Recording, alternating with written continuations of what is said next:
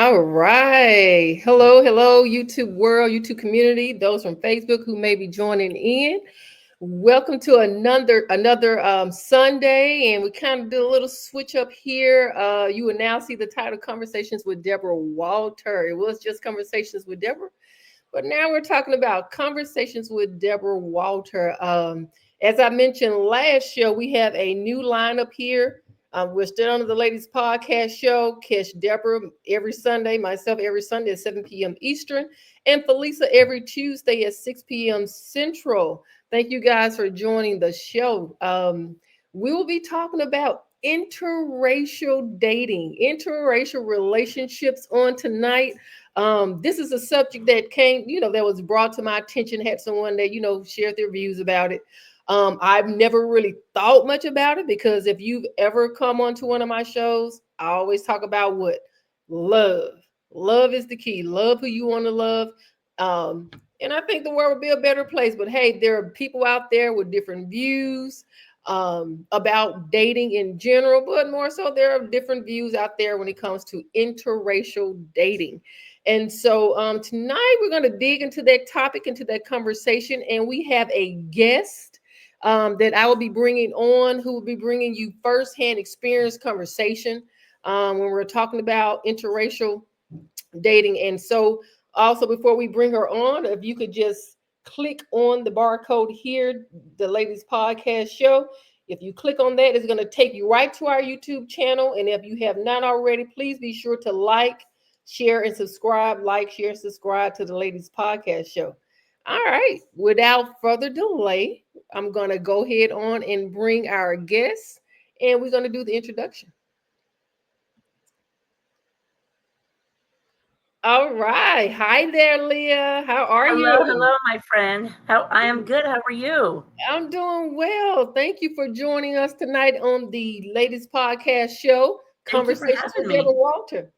Absolutely. Thank you for having me. I'm glad to be here. Absolutely. So, as you see, our guest here tonight is Ms. Leah Nelson, and as I mentioned, that we'll be talking about interracial dating tonight. There's a lot of different views on it, and a lot of times you get these views of people who's never been in an interracial relationship. But Ms. Leah has experience. She has she will be able to give us some good insight. And without further ado, we're going to go ahead and jump into the first question here. And Leah, if you Okay. don't, I'm going to read it out anyways, and it's up on the screen. Okay. All right. Interracial dating. How do you think people's views on interracial dating have changed over the past 10 years? And why do you think these changes happen? And now, if you want to I give us a little background, not to cut you off, you want to give us a little background before you go hardcore on that question, be free. okay. So just so the listeners know, like my that I have experience in this. I have dated outside my culture, my race, most of my adult life. I've been in a long-term relationship, about 7.5 years with my partner now, who is African American. I have two children that are biracial. One is African American and one is Puerto Rican. And so I have, firsthand knowledge of everything that we're going to talk about tonight, the good and the bad. Okay. Okay. But Awesome.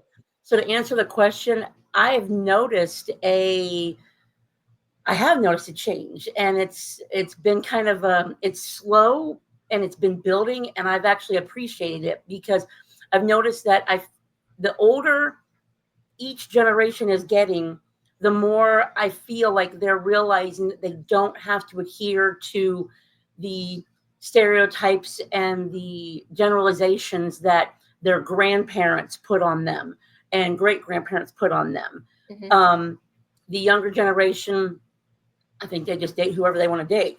But like my generation, the Gen Xers, I've noticed that a lot of my friends from high school have decided that they're going to love who they want to love, not who their parents tell them to love. And I've been proud of them because I'm like, you're finally becoming yourself. You're Yes. finally being you. You're not being this puppet that everyone wants you to be. And I've noticed, excuse me, I noticed a big change when I saw the first commercial, and I believe it was Cheerios that had a interracial couple in their commercial. And Okay. it was a huge thing on the internet that like there's this interracial couple, there's a biracial child.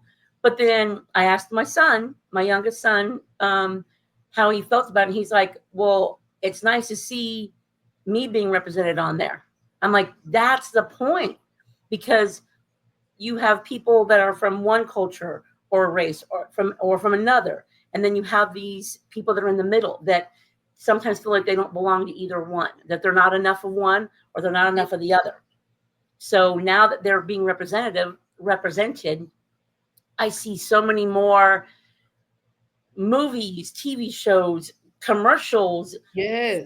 photographs in the, like when you go at the store and you buy the photo frame and the Mhm. picture inside. A lot of them now are biracial families, and I'm like, So it's nice to see. what do you think that? Why do you think that is? Well, there were two things that you said, and I want to kind of jump in there. So I know you mentioned that you have, and I don't know if you were speaking to the point of interracial children, where they don't feel like they necessarily fit in with one side of their genes, their chromosomes versus the other. And so with raising interracial children yourself, have they felt that way, not knowing how to fit in? And if you can share a little bit of that for us, please. Yeah, absolutely. My youngest son is, well, both of my children are biracial, but my youngest son is half black, and I have very, very strong European genes. And he is very, very, very light skinned. He looks my complexion. But his family is African American.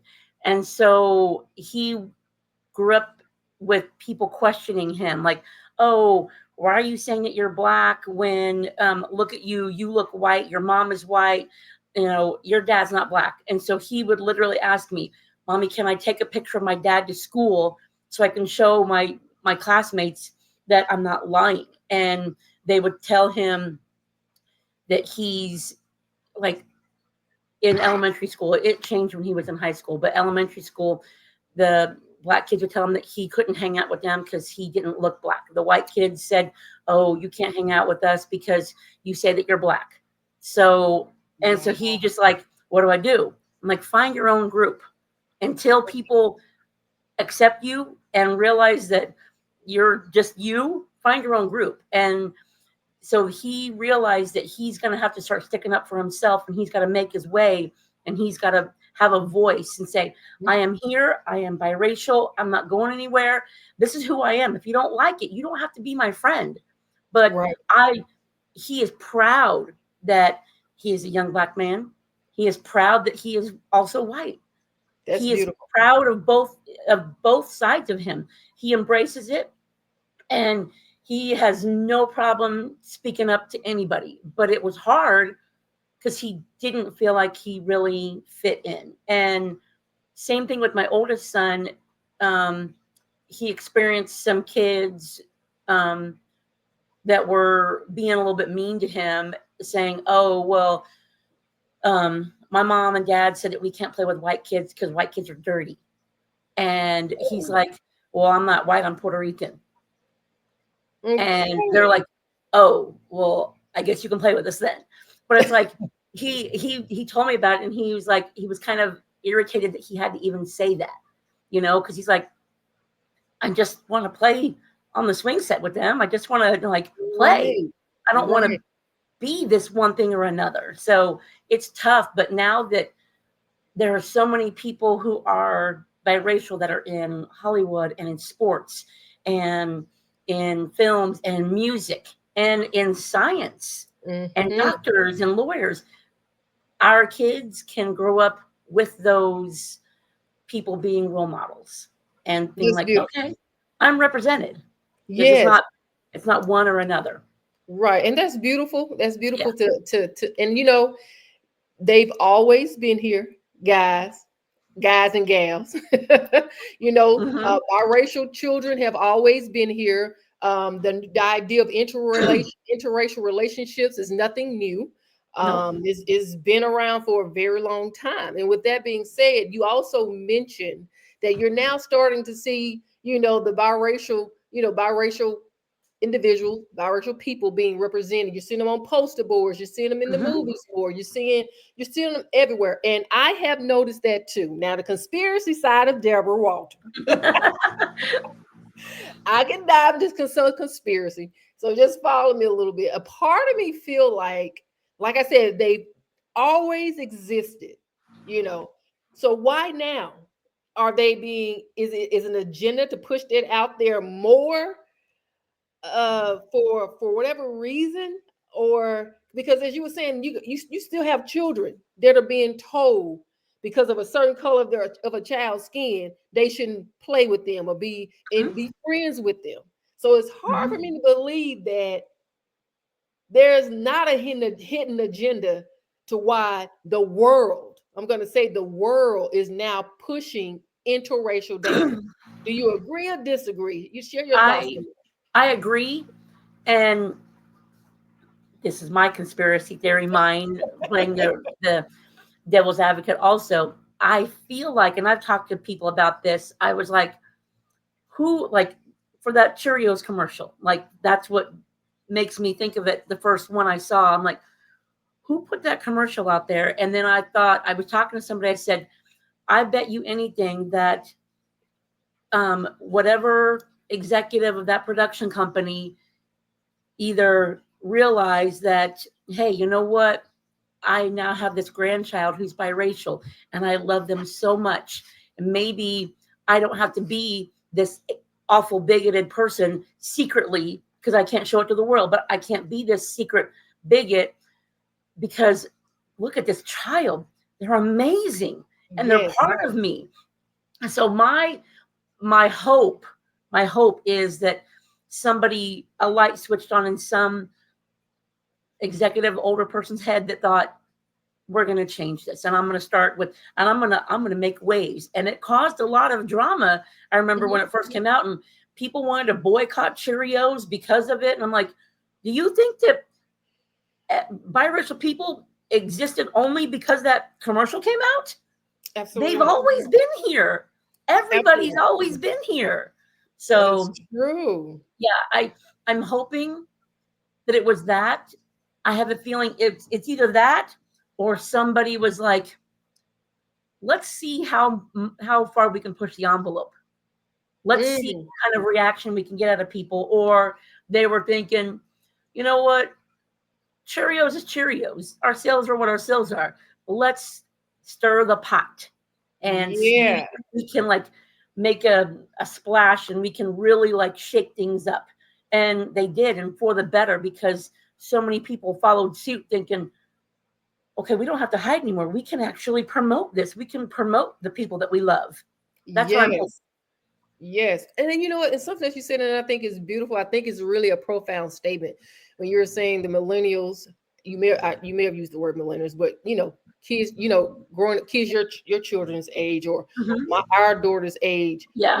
They are loving who they want to love. They don't care Mhm. what great grandpa is saying, or mom or Yep. dad, whatever. Hey, you may have been taught that hatred, but I view the world in a different Mhm. way. That we're all equal. And I Yeah. think that in terms at some point it just become, you know, like this big contagion. So, for the lack of a better word, to where it spreads in a good way, in a beautiful way. So, if great. I could if I could share something personal, this has Absolutely. always stuck with me about you and I. Uh-huh. You and I had a conversation once, probably about what, 18 years ago, and you asked me why I dated outside my race. Mhm. And I remember this clearly. And I told you, I said, I don't know if you remember this conversation, but I told you, um, who am I to question the person that God made for me? If that person that God built specifically for me doesn't look like me, it's not my place to question his love for me, because he wanted me to be with somebody else amazing. It could be Asian or Middle Eastern or Hispanic or African American. It's Right. not my place to question. So if I fall in love with somebody because I love their soul, it doesn't matter like if we're different shades of brown. Right. It's Right. like because I fall in love with someone's soul, not the pigmentation of their skin. That's beautiful. And I do vividly remember us having that conversation, and it was definitely out of curiosity. Yeah. Because I think you said you had never dated inside your race. Was I wrong, or was I? At the time, I think I'd only dated like one person inside my race, and it just, everybody has their preference. Absolutely. you know Absolutely. but I've since then dated inside my race, and still it's like if relationships end, it's not because for me it wasn't because of a race issue, it was just because Right. it ended, and Mhm. God put me towards the person I was meant to be with. Absolutely. Absolutely. That's beautiful. That's beautiful. Well, Leah, we do take a moment here on the show to All catch some right. questions, and we have a question and yeah, we have a couple of questions here. All Crypto right. Music Cap said, been waiting on a show like this. This is amazing. Can't wait to hear what you're going to talk about. Thank you for joining the show, Crypto Music Cap. And we have Thank you. Mr. Howard. Welcome to the show. Welcome to the show. And Howard said, why is this an issue? Meaning, why is interracial dating an issue? And, we're just, really, really getting started on this topic. So hopefully, as the conversation and discussion carries on, we can kind of pull some layers back on, that area where, like I said, starting the show, for some people, it is a problem. It Mhm. is. And so hopefully we can, get some insight as to why they may be. And then his other part of the question was more of a statement. It's not an issue for him. So And I that's love beautiful. that. I love that. Yes, That like I makes me feel said, so good. yeah, absolutely. If you Like ever big hugs been for Howard. absolutely. So thank you for your statement. Thank you for your question. And hopefully we'll be able to get some insight into it. All right, Mr. B. Walter. This is amazing. We need more of this on Deborah's show. Okay. All right, We're Deborah, you got some fans here. gonna You got a lot of fans. Magic Smith. Hello, Magic. Haven't seen you in a while, Magic. I know I've been missing in action. Last Sunday I was on here. I didn't see you, but thank you for joining tonight. And hey, if you are just joining the Ladies Podcast Show, Conversations with Deborah Walter, we are talking about interracial dating. For those who, have no problem with it and trying to get some insight. And the reason we have Ms. Leah Nessa on here with us tonight, she, from her own experience, her own viewpoint, we're diving into that. And for those who just don't care for interracial dating, we want to understand why. And so hopefully we can get some insight as we carry on. So, Leah, with that being said, we're going to move on to question number 2 here. All righty.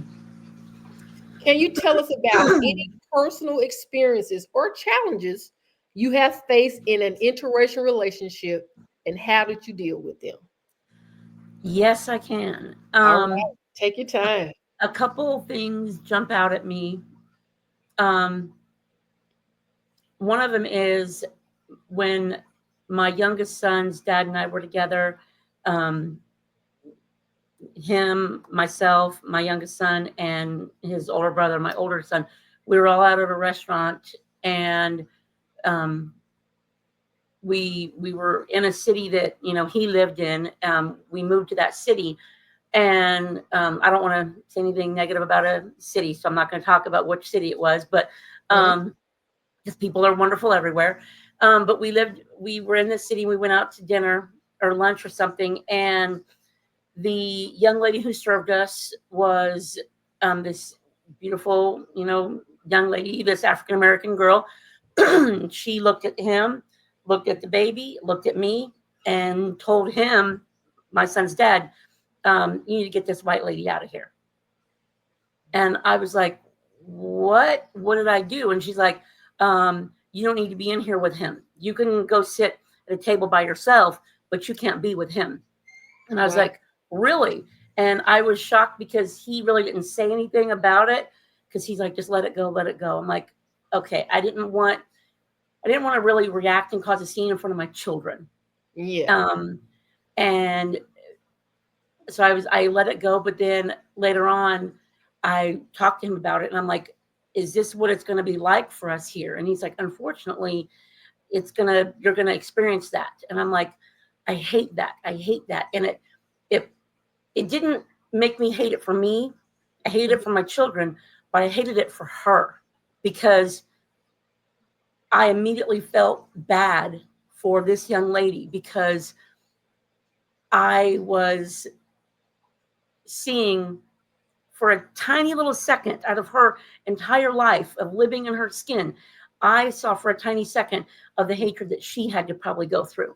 And it Wow. hurt my heart that she experienced this. And so she projected it onto me because the experiences she's had with people that look like me. And I hated that. It bothered me so much. And I'm like, we can't live like this. We can't do this. Right.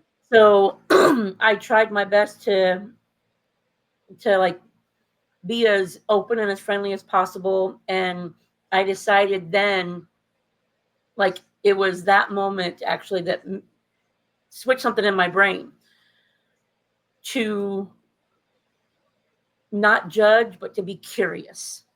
I would rather ask questions than to judge. So I started talking and asking questions. But the thing is, what you experience with your partner may not be, what you experience with, obviously the outside people. And the other experience of bad that I've had with interracial relationships is, and it happens to be both of my son's grandmothers on their father's side have both had I hate to use the word hate, but have had a little bit of a hatred towards me because of the color of my skin. I've even heard my my oldest son's grandmother still doesn't recognize him because I'm white. Still will not. My son's 25. Still to this day will not. She's never spoken to him. And anybody talks about him like, oh, we talked to, Leah's son. And she's like, I don't know him. I don't know that white lady. Yeah, she wants nothing to do with us because of my skin. He's an amazing young man. That And is unfortunate. it is. And so that means he misses out on his Puerto Rican heritage. But luckily, we have other amazing people that accept him and want to share his heritage with him. But then my younger son, his paternal grandmother also didn't think that I was good enough to raise my son. Because when his father and I split, she did everything in her power to convince me to move back to the city I was from and leave my son there with her so that she could raise him, because a white woman could never raise a young black man in her eyes. She told me flat out, you could never raise him, and you're not good enough to take care of him. We're going to do everything we can to take him from you.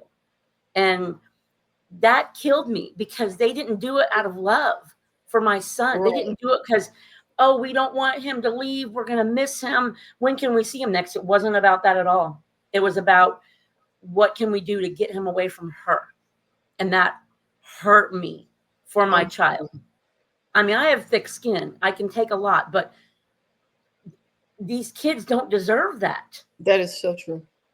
And because of that, because there was judgment instead of curiosity, that strains the relationship, and not just you and your partner's relationship.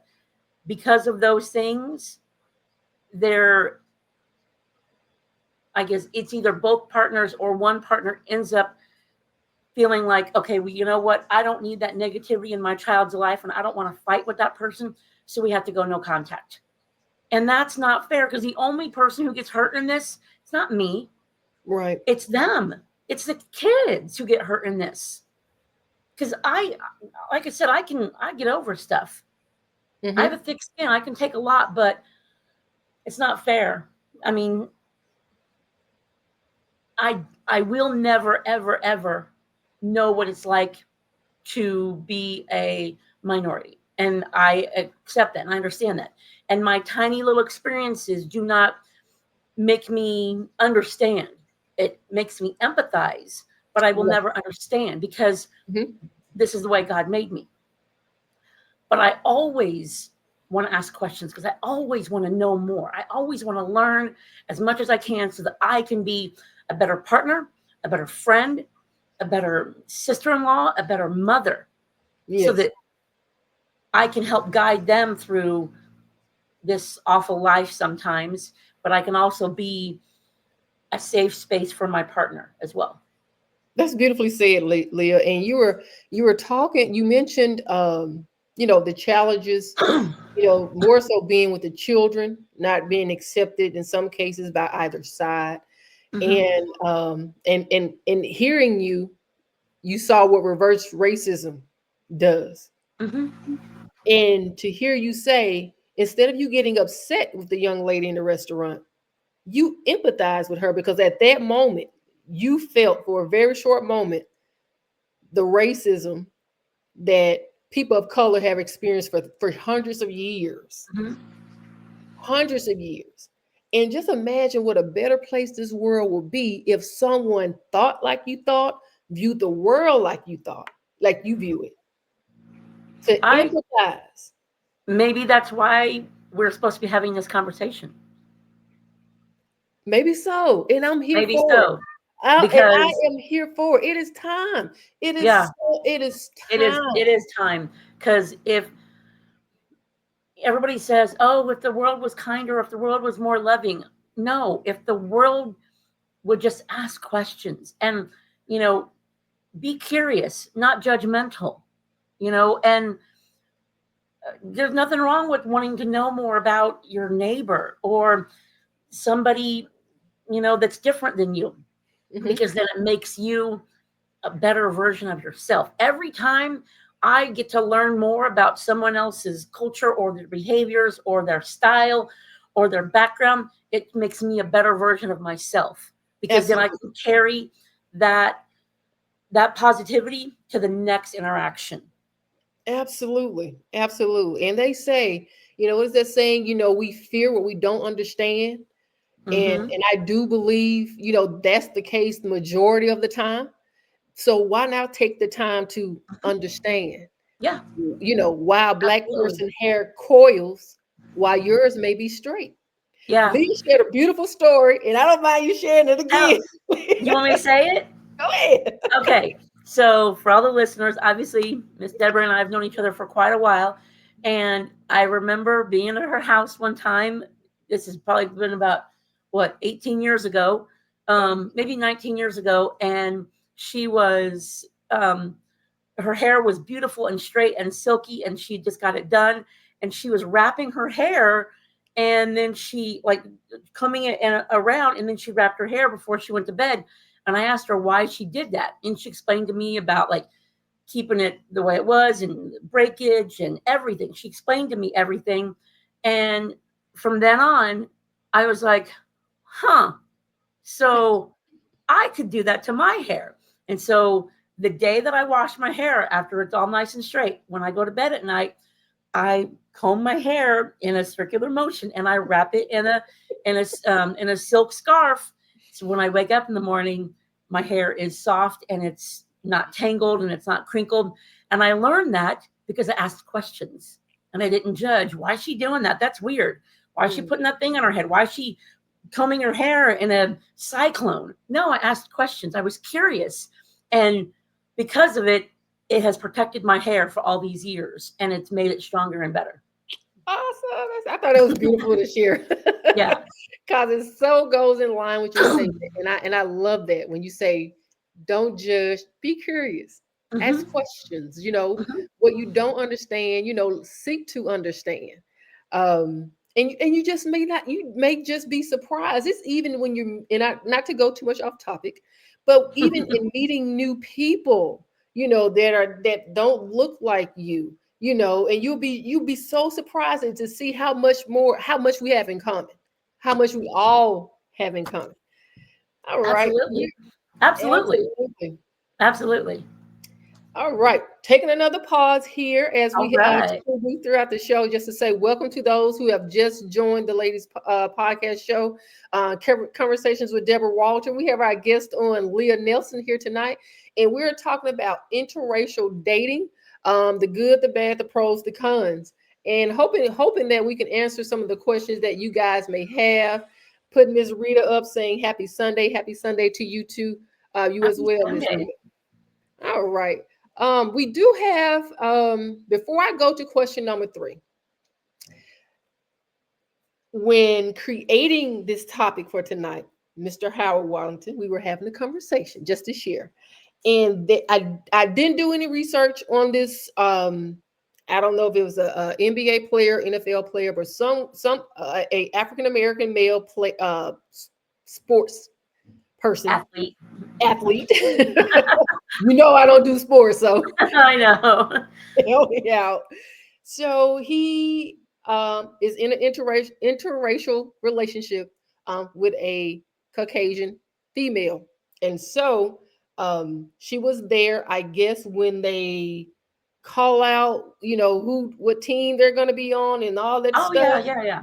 Like the draft. And yeah, the Mhm. draft. Told you I don't know anything about sports, and so there was just an uproar in the community, and based on the conversation I had with Howard, correct me if you're still there, more so with Black American females, how they felt about it. They felt like, okay, now that he's going pro, now he wants to get a white lady on his shoulder, and that, I guess, to him, that makes him, even, up one, so to speak, or provides another level of importance for him. Why didn't he just stick with the sister he was dating? Why not just continue to date in his race? Why is it that when he go pro, now he has to date a Caucasian white lady? I completely missed that, that uproar in the community. I did not, like I said, I don't do sports. I didn't see the draft or anything like that. Just conversation with him. And as how we're saying, he doesn't have an issue with interracial dating. He's, been in some, interracial relationships himself. What he does not understand, and asking for your perspective, Leah, what he does not understand is uh, why when it comes to Black men dating outside their race, there's such an uproar, but when a Black female dates outside her race, is like a pat on the back. You go, girl. You grabbed the bag, you secured the bag. Or I knew where you were going with this. Or they pat his back, saying, "Wow, look at you! You know, you're dating this beautiful Yes. Black woman. You're so enlightened. You're so like above the times." And they act like they're so proud of this white guy for recognizing this beautiful Black woman. Mm-hmm. But when a Black man recognizes a beautiful woman, whether she's Caucasian or Hispanic or Asian, some people have a problem with it. And I it's funny you say that because um, when I lived in the same town as you back in the day, and at a job of mine, I had a girl ask me that. She's like, "Why can't you? Why do you have to?" Actually, what she said, and she was blunt about it. She goes, um, "Why do you have to take all of our good men?" And I was in a mood that day, so I said, "Well, I didn't take any good man. He's not worth anything. If you want him, you can have him because he doesn't have a job and he's not going to do anything for you." And she was like, "Well, you know what I meant." I'm like, "I know what you meant, but I was being sarcastic on purpose because it was a stupid question, because, and I, in a, in a more sarcastic way, because like I said, I was in a mood. I told her around about the same thing about what I told you about, like, who am I to judge? But I told her, I'm like, how do you know that the person meant for you isn't some Asian guy? You just haven't met him yet. Who are you to deny the person that was meant for you? I'm like, how dare you? And I got a little heated with her. And I was like, how dare you deny somebody the right to fall in love with somebody? You cannot tell me who I find beautiful because you might be really insecure about yourself, and you might question, why in the world does this person think that I'm pretty or beautiful, or why do they keep saying these good things about me? And we make all those comments. I'm like, okay, whatever, I don't look that good.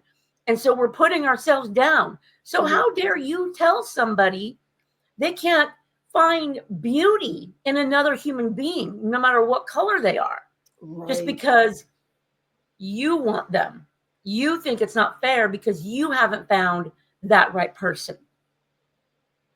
But if you find that right person, are you going to feel the same? Oh, they're taking all of our good men. Well, are you saying all the white men are taking all the good black women? And are you saying all the black women are taking the good white men? What is it? And are you saying that all the black men are taking the good white women? Like, cause it's a huge double standard. It's a huge double standard. I don't like it. I don't like it. I've experienced it, and I don't like it. Yeah, I agree with you. I agree with you. And like I said, well, in listening to your discussion there, and a good point that I get out of that is God knows better, our hearts better than anyone. And you have so many out there praying for the perfect mate, the perfect husband, and your Lord, send me this, this, and this. Some of them have a list. They got to check these boxes, yada, yada, yada. And if race is not one of those things, then let's say that your perfect guy, as Leo was mentioning, is an Asian. You're gonna miss him or her. You're gonna miss him because you refuse to have an open mind about life in general. But I'm hoping. No, I agree. 100%. Absolutely, absolutely. But I am hopeful, and I think Leo, before we get to question number 3, to say I think we're trending in the right direction. I believe we are. Absolutely. And before we do that, hear me. Let's has a comment for us. Why do affluent black men often partner with white women? And why do economically disadvantaged black women sometimes choose white men? I'll let you ponder on that one, Leah, and see if you can give us your perspective. Well, obviously, I can't speak for my entire, race, Absolutely. but Just your own personal opinion. yeah, my own personal experience. I the I don't like. It's the word affluent is what bothers me. I don't really like that because me personally, I was raised to like, if I need to make money, I'm going to make money, and if my partner makes money, then we're doing this together. We're a team. My partner and I are partners. Yes. So we're a team, and we're going to build each other up together. But and I hate this. I'm not trying to throw anybody under the bus. I'm really not. It's fine. But It's fine. we're being frank and honest. Yes. From my experience, when I knew women back when I was younger, in my 20s, that would do just what the question said. They would chase after an affluent, you know, athlete black man or something like that. And they thought, to me, it looked like it was a fad, that they were either trying to upset their family because they were rebelling or something, or they thought it was popular to do it. They weren't doing it for the right reasons because they wanted to get to know this human being, and they wanted to love that human being, and they wanted to create a relationship with them. That's what it felt like to me, but I don't know what their motives were. And then as far as like disadvantaged black women, that's a loaded question too. It Because is. everybody, like, shoot, my partner and I now, him and I, we grew up in different states. We come from different backgrounds. But when we talk about it, we have very, very similar upbringings, but completely different. Very similar though. And I I wouldn't discount one person's situation over another. But what I think this question is portraying is what we've been seeing on TV and social media, and so Yes. that has been dramatized so much to elate that excitement, and the Yes. drama about it. And some people want to push that stereotype and push that stigma that direction to cause a problem, because if there was no problems, there wouldn't be dramas, there wouldn't be that Bad Girls Club show and all the other nonsense Mm, shows about things like that. So I think that narrative is pushed a little bit on society by media, not like the news, but like social media and what we watch, television, movies, things like that, because they're portraying that. And if they see, oh, well, in this show, in this movie, this young Black woman from a poor community meets this wealthy Black guy, I guess that's what we all have to aspire for. No, you have to absolutely. aspire for what's right for you, and Absolutely. stick with what is right in your heart, whether they are Black, white, Asian, Puerto Rican, doesn't matter. So I think that it's been over dramatized a little bit in like in the media about with that whole comment. But that's just I my personal absolutely opinion. agree. I absolutely agree with you, especially with social media. I know, I've talked about, on this show, on the Ladies Podcast show, a lot about how social media it has its good points, it has its good advantages. It has its advantages, but it also has disadvantages. And one of those things that Absolutely. I talk about is how it desensitize people, so to speak. And you guys talk about, um, and being impressionable. We talk about how kids are impressionable. When it comes to social media, all of us are. All Hmm. of us are. It can really get into your subconscious and have you second guessing who you are, your views, and if you're not solid and grounded in who you are, your views, your beliefs, it can unravel some things for you. And so when Leah speaks about, a lot of this is being pushed through social media, that's where I see it. I don't, Yeah. my neck of woods, yeah, there are interracial couples, but to really just say, oh, and just to use an example, African women, you know, in relationship with Caucasian American males, it's like all over place. It's like, oh, it's the thing to do. It's the new thing to do. If you want to get out of impoverished Africa, marry you a white man from America. Yeah. It's Let's all, try it and let's see if we try like it. it. See if it sticks. Forget about Yeah. love. And I'm You not know, saying that some of those couples in that scenario aren't leading with their heart, but I'm saying there are some that are not, and right. it's driven because of their state, their you know economic status, so to speak, and that's just what it is. That's just what it is. If Um, someone feels like I want to get a leg up in this world, um, and so let me go and date this kind of person just for me to get a leg up, that's not authentic and genuine. Absolutely. Absolutely. I agree. I agree. And hear me say it, Leah, considering the demographic changes with the aging white population, do you believe that racial ratios and dynamics might improve in the present and future? Okay, I see where that question. 100%. 100%. Like, I don't know if Hear Me was in the beginning of the show when I had said that um, just this past September, October, just this past fall, my partner and I, we went to my high school reunion. I'm going to Mhm. age myself here because it was my 30th.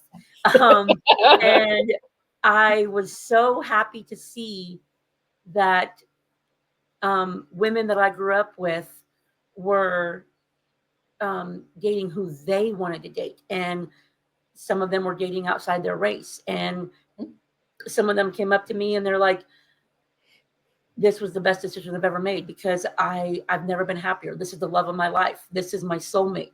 Oh, that's I I beautiful. can't believe I waited so long to open my eyes to who I was supposed to be with. I'm like, I'm so happy that you say that.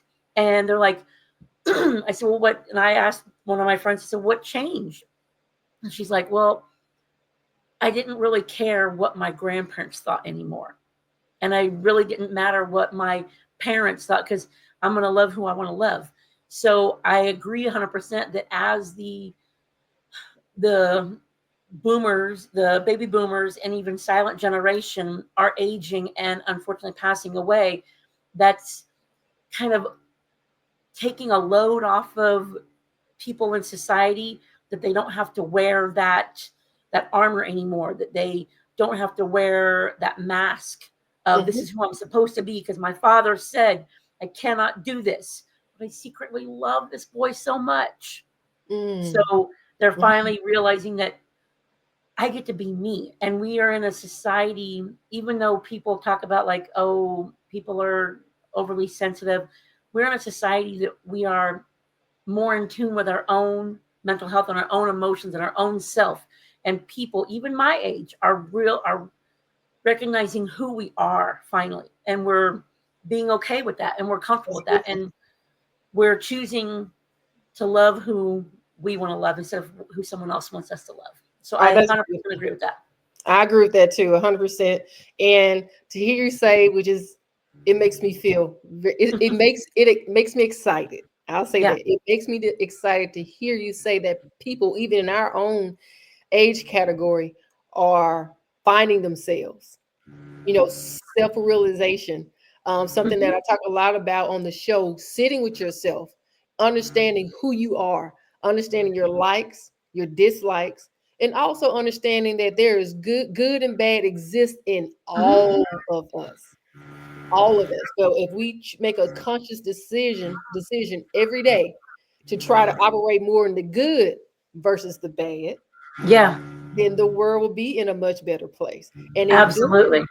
and being honest with yourself, honest with what you like, honest what you don't like, and standing on that. You know, Mhm. in this context, if I want to date outside my race because it's something that I've wanted to do since I've started dating, and I'm not going to wait till my granddad passed away or my dad passed away, all the ones who oppose it. I'm going to stand up in my reality today, and I'm going to choose me first. And in Yep. choosing me first, I will be more in alignment with what how I'm supposed to be, how I'm supposed to move and operate in this lifetime. So Right. I agree with you 100% on that. Beautiful, beautiful, beautiful. B. Walter, more comments from B. Walter. I believe race was introduced as a concept to establish and maintain power dynamics, serving as a tool to discourage challenges to that power. Furthermore, said those who felt powerless adopted these concepts to feel more empowered, while others, 100%. yes, yes, while others lacking awareness simply followed suit. Absolutely. 100%. 100%. Because I heard it was on social media and I loved it. Somebody stated, um, I think it was one of those like interviews on the street, it was Mhm, young people interviewing each other. And this young black man was asking this white woman, or she was a young woman, probably in her 20s, mhm. something to do about race. And she was like, I don't know what you're talking about. Um, I'm just another shade of brown. And she's like, um, I'm not white. When you color, uh, yourself when you were a child, you picked the peach crayon or the pink one or the lightest beige one you could get. You never chose the white crayon. And she's like, I'm just another shade of brown. She goes, when you look at the color chart, I'm on there too. She goes, I'm just at the other end of the wheel. She's like, so I'm the same as you. I'm the same as her. She just has prettier hair than me. And I'm like, I loved that she was thinking of it in a different scheme than black, white, black, white. And I'm not Mhm. talking like race. I'm talking like, you know, there's no gray in the middle. There's no in between. She's like, we're all in the middle. So I'm I like, like I that. I like that. Like I'm going to use that. I am just another shade of brown, That's you know? beautiful. I like that. I like that.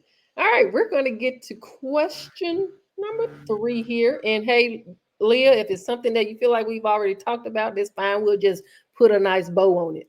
Okay. How can cultural differences make an interracial relationship better? And what couples do if they don't understand each other's cultures? Um,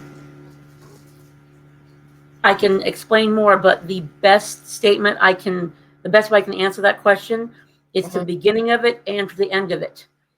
Ask questions. Yes. Ask questions. Be curious.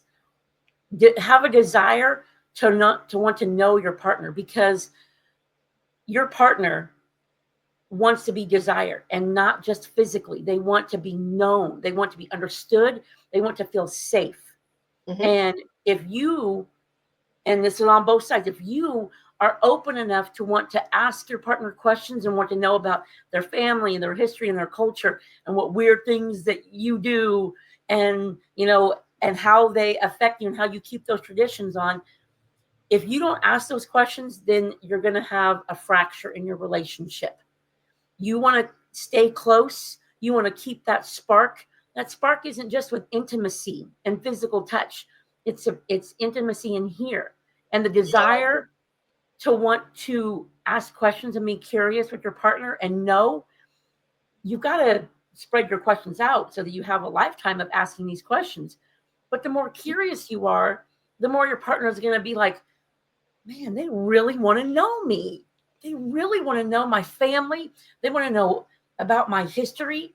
And here's an example.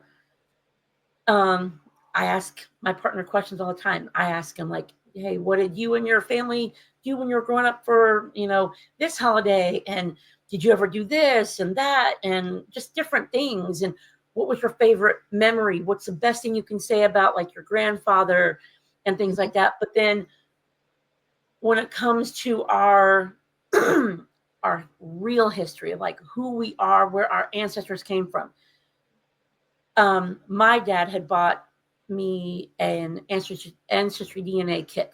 And so I took it. And so I shared it with him. I'm like, oh, this is cool. This is where I'm from. And he's like, oh, I figured that one. And yeah, well, that one's cool.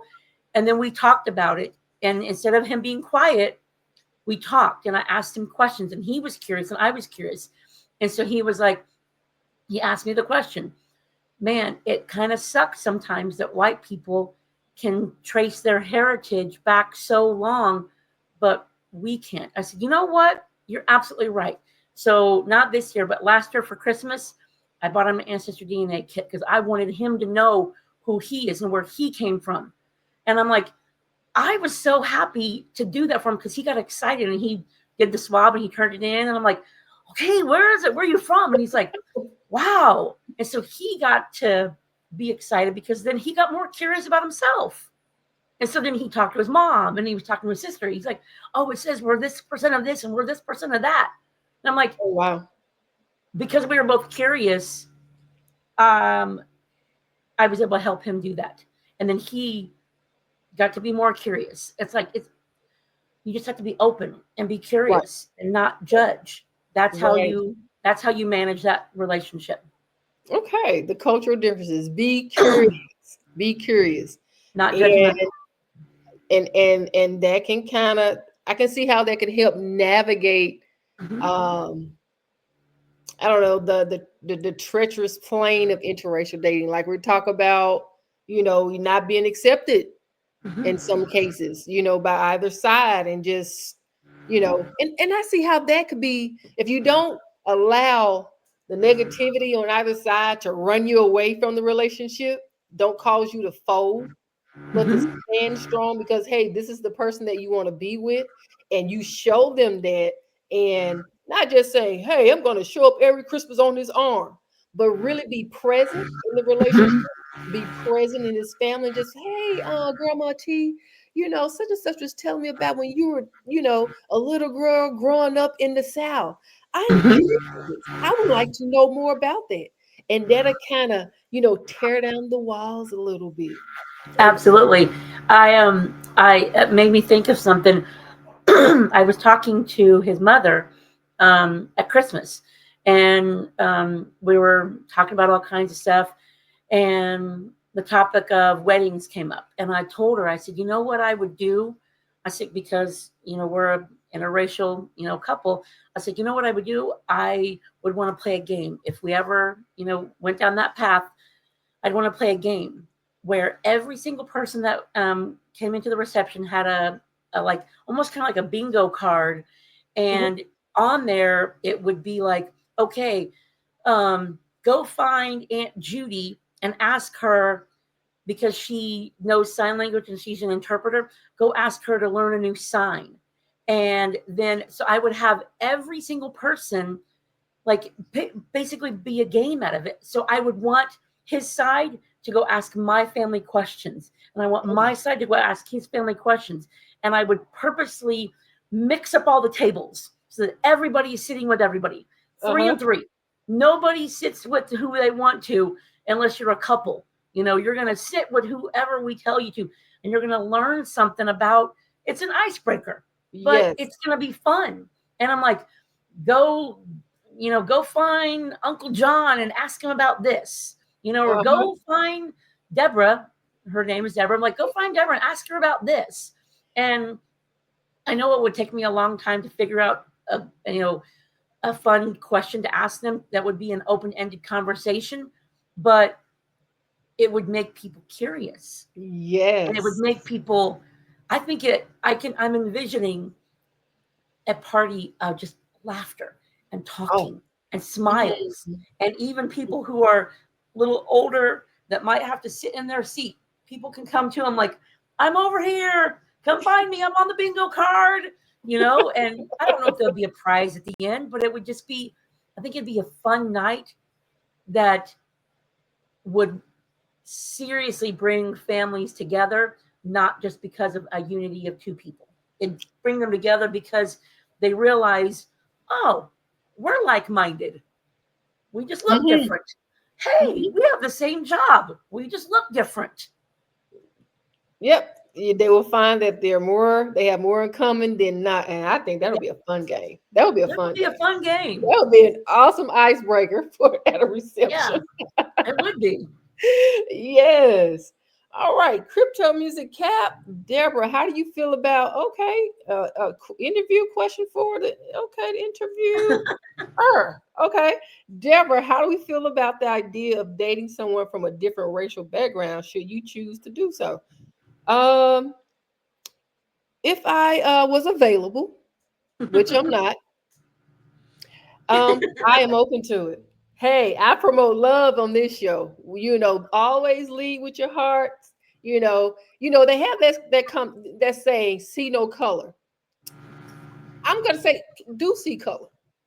You need to see color. And I say that to say this because if you don't see color, then how are you going to be curious, as Leah say, to ask the questions to Hmm. get that understanding? So I don't mind seeing color because I know our God, the universal source, is so creative in his creations that, hey, that's why we all these different flavors, shapes, and sizes Yep. with different personalities, characteristics, background. It just makes the world a more interesting place to be. If we were Doesn't it though? all the same, how boring would that be? That would be so boring. My Absolutely. my oldest son asked me one time when he was little, he's like, Mommy, do you wish you had a perfect son? I'm like, no. I'm like, if I wanted a perfect son, I would have built a robot, not had a baby. And he was like, all right then. I'm like, I like that you're a weirdo because it makes you you. Like, Exactly. I like that we're all unique and different. And it's funny that Crypto asked that question because you were curious about something and you asked me that question that day, Uh-huh. and you were curious, and it's like Yes. that opened a dialogue between us Hmm. instead of us thinking in our head for the rest of our lives. I wonder what they think. You were Hmm. curious. we Hmm. should be we should be more curious by nature, you know because Yes. I think people are afraid to ask questions because they're afraid either the answer they're going to get or they're afraid that they're going to offend. Well, think about your question before you ask it, and don't be offensive, but be curious. Right, right, right. All right, now, Good Lee, I'm gonna question, head to Crypto. the fire here. Crypto said I danced around the question. So let me read this question again slowly. Deborah, how do you feel about the idea of dating someone from a different racial background should you choose to do so? If I was available She's and not. I'm not, and if someone outside of my race approached me, was curious about me, curious to the point of, want to date me, I would not say no simply because they're not in the same race as I am. I would be open to it, and I would entertain it. I would entertain the idea. I hope that answered the question for you. Because I I don't think think you I can did. shake it up any differently. I think you answered it pretty well. Okay. No Well, dancing on that one. all right. Well, we're going to try to get to these last couple of questions. Okay. Number 4 says, how do you talk about race and identity in your relationship? And what tips would you give to others in interracial relationships for having these talks? Um, I try and ask, like me personally, I ask him about his experiences, good or bad. I want to know all of it, because I want him to feel safe. Because obviously, maybe not obviously, that's a horrible thing to say. Um, yes, he's had bad experiences with people that are the same complexion as me. And I've seen it while we've been together, and I've seen the way people treated him, not because we're together, but because of what he looks like, and I don't like it. But I I don't I don't get upset. I allow him to have the feelings that he has, because he has every right to be mad. If he if someone disrespects him because of his race when we're out together, then I am team him all the way. I'm like, I've got your back. I'm like, yeah, that was ridiculous. Like, I can't believe they talk to you that way.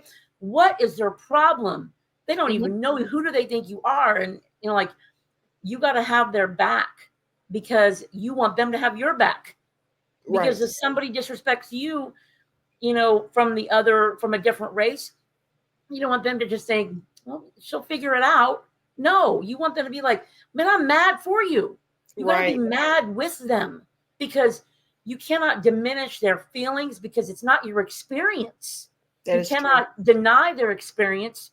You almost have to embrace their experience, even though you Mhm. will never understand it ever. You have to embrace it as that's part of who they are, because it's Right. helped shape them as an adult. And hopefully, this new generation will experience a little bit less than that. I know they won't experience none of it, but they'll experience a little bit less, a Mhm. little bit more understanding. But Mhm. you have to not just allow them, and I hate to use the word allow, because of course they can have their own feelings, but you have to embrace that and be like, I'm in it with you, Mhm. 100%. And it can't be Absolutely. I hate the term, relationships are 50-50. Even especially in interracial relationships, they're 100 all the time. Because even if I was raised a certain way, where I was like, when I walked into my relative's house, I had to, you know, address them a certain way. That's maybe the way I grew up. But then if I walk into his relative's house, I had to be curious, and I had to watch, and I had to be aware and, you know, observant about how they interact with each other, so that I can Mhm. fit in and be like, I want to be accepted too. So I'm Right. like, if I walk in, I can't just be like, hi guys. I'm like, come on. Hello. Merry Christmas. Hello. Hugs. Uh-huh. How you Uh-huh. guys doing? I love you.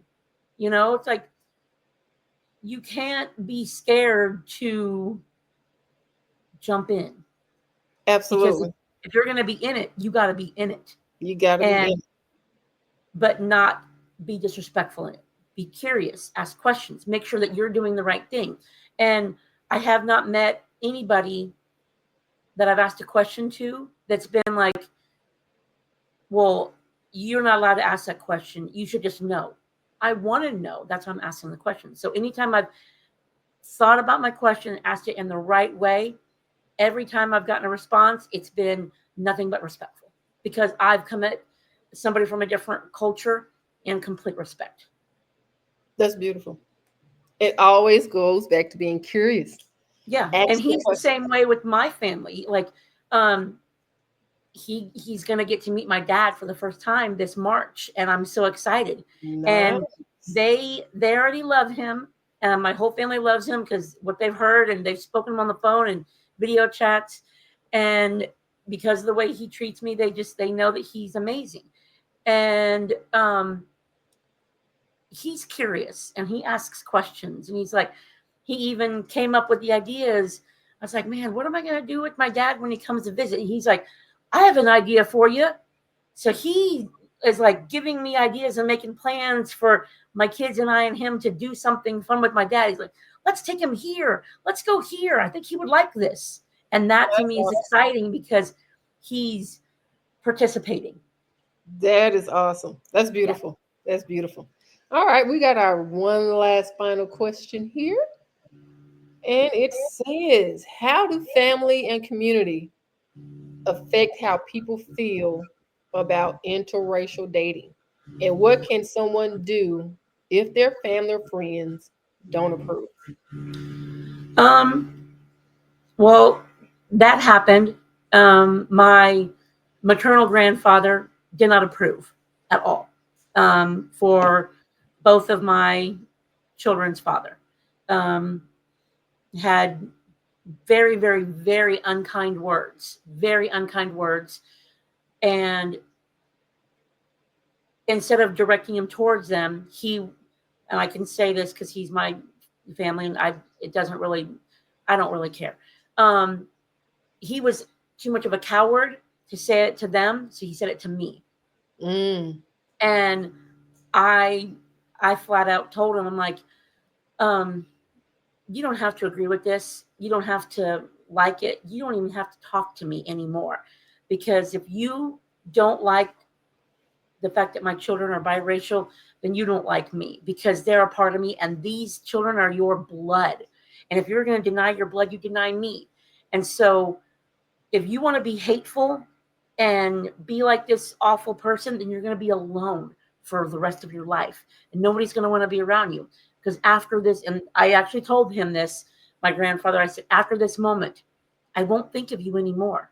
I won't speak to you. I won't talk to you until you can come to me with love and respect and affection for these children who are your family. I won't I won't think of you. And it took him a few years, and with a lot of conversations with all my aunts and my grandmother, and tears, and them being like, how dare you, how dare you, how dare you. mm-hmm. It opened their eyes up too to, whoa, our dad raised us like this too. What does this say about us? Oh, we wow. can't we can't let him talk Mhm. to her like that. We can't do that either. So we got to stand up ourselves also. And he came back years later, and in his version of an apology, he had tears in his eyes, and he randomly saw me at a gas station with my youngest son, and he was like, and I Oh. was polite, hey, how you doing? All right, nice to see you. I gotta go. And he's like, hold on a minute. You got a good looking boy there. And I could see his eyes were welling up with tears, and it was the closest he could ever come to say, I'm sorry. And then he's like, can you do me a favor? Can you bring the boys to my house? I'm like, whoa, they were never allowed in his house before. Oh, But I'm wow. like, yeah. And then at the end of his life, we went back home to visit, and everything changed with him. Something snapped where he stopped being that hateful person. Mm-hmm. And because somebody called him out on his crap, on Mm-hmm. his racism, on his bigotry, and his ugly heart. Mm-hmm. So in the end, um, we went to visit, and I went to visit him, and I was blown away. We went to the retirement community he lived in. I went to the front desk and told him his name. They said, he has been talking about you for months. These must be your children. He has been bragging about how beautiful his great grandsons are. He has been showing pictures to everybody. And I walked in there, I was like, I could not believe my eyes. He had pictures of my sons next to his bed. He had told everybody about them. And it made me realize the whole, added like additive, like, you can't teach an old dog new tricks. Yes, you can. Yeah. In his final days, like his final years, he was like the Grinch, and his heart grew 3 sizes that day, That's because beautiful. it was nice, but I hated the fact that he lost so much time with us because of his Right. hatred. Right. So Right. the only way you can combat that is to either face it head on Mm-hmm. and continue to fight them, Mm-hmm. or do what I had suggested. If they don't want to be curious, you have to draw the line and be like, all right, you know what? We have to go no contact. Until you can do right by Mm-hmm. us, you have to go no contact. And either you'll be no contact forever, or they will come around. And either way, you're either going to have a more peaceful life for your children, so they don't have Yes. that negativity and that little conniving comments, Yes. or you're going to have a loving grandparent or a loving family member in your child's life. But I was That's, lucky that on my other side of the family, I asked my grandmother, does it bother you that I'm, have children with somebody outside my race? She said, no. um, it's not something that, I choose, because I fell in love with your grandfather and he's my soulmate. So it's not what I choose. But if you find the love of your life and they're of a different culture, then go for it. And I was like, that was the most enlightened, at the time, 70 something year old lady. I'm like, who would have thought that somebody that is mm-hmm. such a conservative, background would be so enlightened? And I immediately respected every single thing that she had to say in that conversation. It warmed my heart. And she loved my kids like you wouldn't believe until she passed. That is beautiful. That is beautiful. One of the things, I think one of the important things that I take from the piece you just said is boundaries, demanding respect. And it's something, some one of the other things that we talk about on the ladies podcast show, be it you're a friend, a family member, someone that you're dating, you have to demand respect. And I like the way you use the words. We have to go no contact.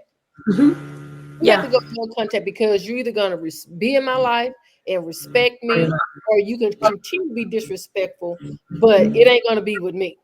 Yeah. And unfortunately, my both of my sons, the other side of their family, their father's side of the family, we are no contact, because they choose to not be positive features in their life, or they choose not to be in Hmm. their life at all because of me. Hmm. And my sons have the choice to have communication with them. They're choosing not to, because they've said, I'm the kid. If they are not reaching out to me, if my dad's not reaching out to me, then I'm not going to chase him. Right. That's right. So, but I I've told them this so many times. I count ourselves blessed, because our family loved them ridiculously. And we're in a family now who loves them so much and accepts us so much. They love my kids. They love me, and I love them so much. Like, I consider them my family. I like, hey, we're going to go to the family's house. We're going to go to Hmm. my sister-in-law's house. Like, we're having the family over. It's not, oh, this is his family. No, they're mine, That's because beautiful. we've chosen them to be our family. And I think That's that's as beautiful. important. I think choosing your family is as important as blood family. I believe that 100%. 100%. Yeah. So, Leah, this has been a great hour talking to you about interracial dating. I'm so And glad. we set out to answer the questions. Well, what are the pros and cons? What's the good and the bad? And and the ugly. Is it worth it? And for me, where I think we landed is love who you want to love, lead with your heart, and regardless of the race, you know, you should be in a relationship with someone with all the right reasons. And Mm-hmm. that should be leading with your heart. You know, I know that's not always the case in this sometimes complex, difficult world, but I think the outcome will be so much better for you as an individual, so much better for us as a world, if we led with our heart. And if you find Mm-hmm. yourself in an interracial relationship, be open minded. As Leah said, don't judge, be curious, ask questions, and be prepared for the tough moments. Be prepared that you may not be accepted on one end or the other. And Mm-hmm. just be steadfast in following your heart and doing, putting yourself first. Nothing Yeah. ever worse if you do it for the wrong reason or if you do it for someone else. Well, I love this person. He's not of my race. I'm so attracted to him, but because I wasn't taught to date, I was, shamed into dating Yeah. a race. I'm just gonna forget what my heart is saying. But you're suffering in the end. So Mm-hmm. all in all, put yourself first. Love who you want to love. Be prepared because all is not accepting. All is not accepting. Be supportive of each other. Mm-hmm. Be supportive You of have to learn to love their soul, and yes, and then you're going to get the same in return. yes, Because whether it's not about race, it's about the person's soul, because that's where you're going to get that true intimacy. And yes.